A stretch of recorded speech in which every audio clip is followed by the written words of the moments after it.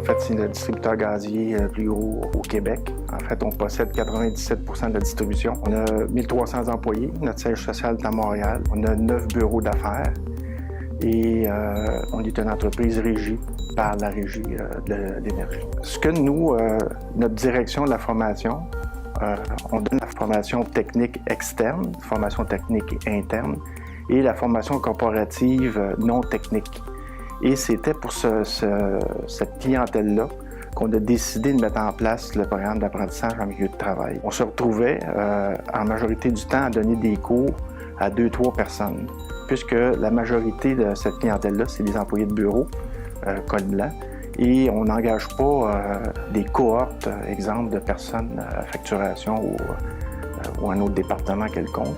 Donc, c'était pas efficace pour l'entreprise. Fait qu'on a essayé de regarder une autre approche pédagogique pour que ça soit plus efficace et puis que ça soit plus, ça réponde plus aux besoins, dans le fond, du client interne. Exemple, les employés, ce qu'on appelle les dessinateurs, c'est pas un gros groupe.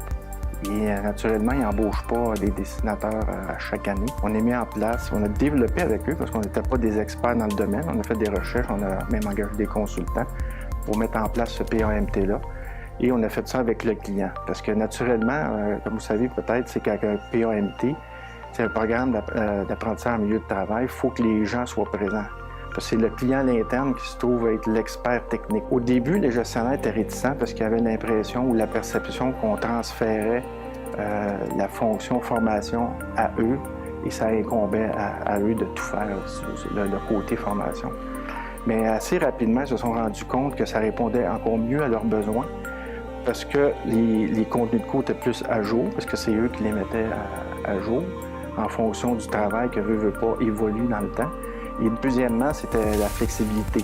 Parce dès qu'il engageait une personne, qu'il embauchait une personne, il pouvait être en mesure de tout de suite donner la formation à ces gens-là, puis qu'ils soient plus opérationnels rapidement, au lieu d'attendre qu'on ait assez un grand groupe pour débuter une formation de façon traditionnelle. Puis on est en train de... Là, ça devient populaire. Là, on se fait appeler.